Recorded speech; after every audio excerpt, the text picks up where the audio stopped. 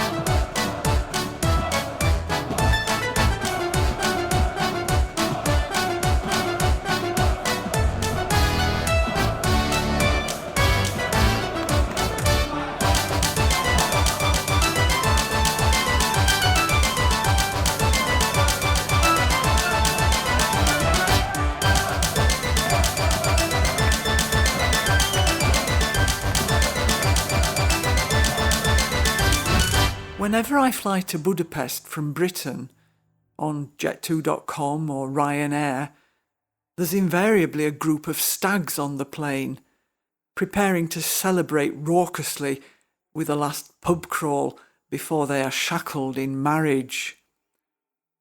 Even worse than the rowdy stags are the cackling hens, garishly dressed and gearing up to have a girl's good time. "Stewardess! More gin and tonic over here!"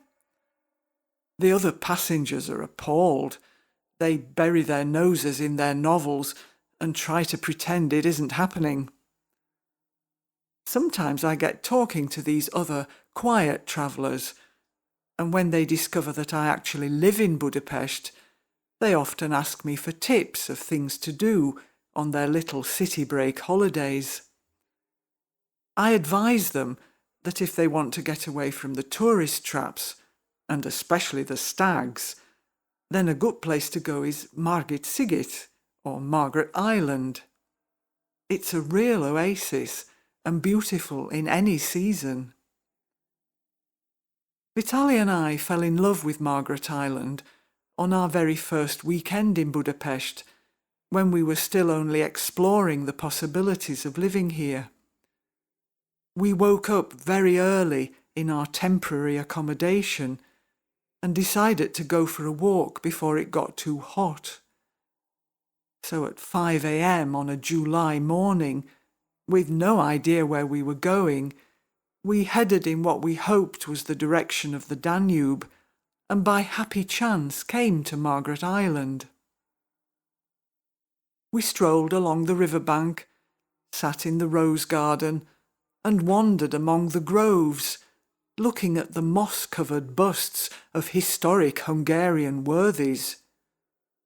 Irreverently, we called them the woodland wankers, and hoped our Hungarian hosts would not take offence.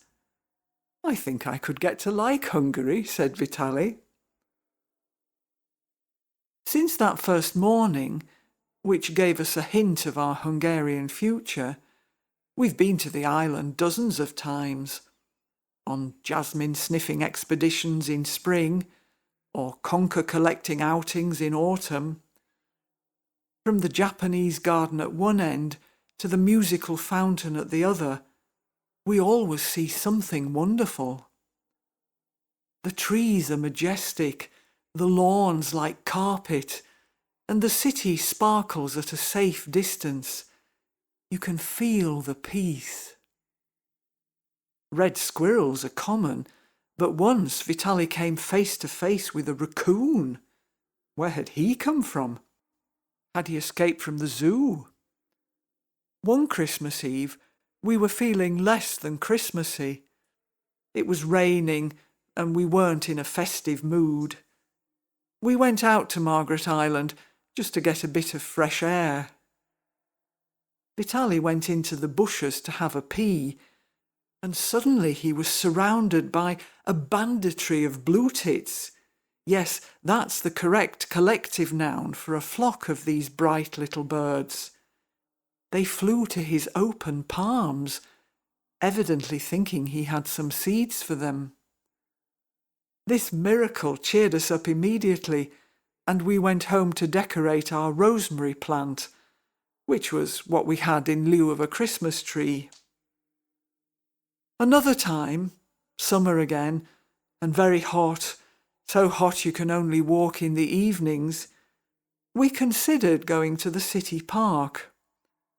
But then we remembered that the British stags would be sure to be riding around Vajdahunyadvara, or castle, on their beer bikes.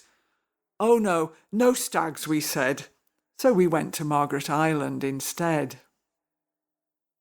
We watched the cruise liners on the river and looked at the carp in the Japanese pond before sauntering over to the deer enclosure at the little zoo.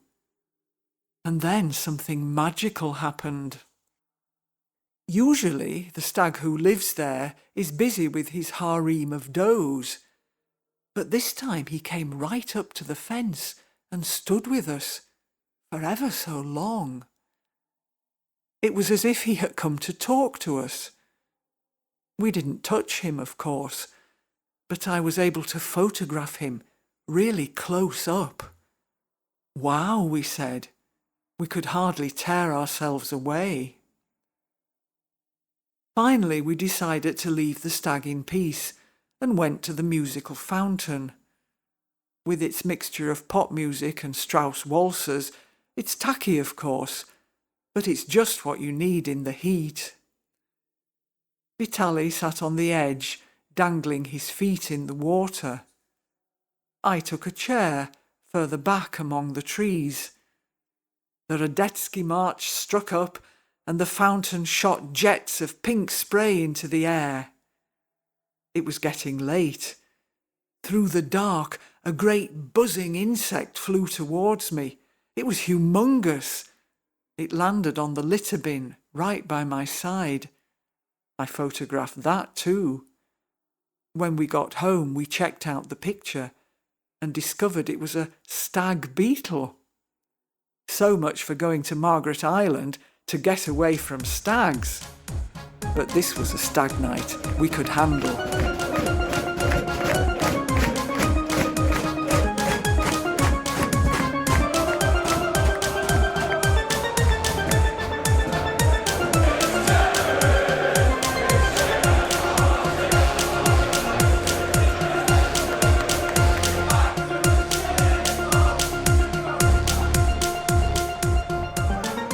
This train terminates here. Goodbye.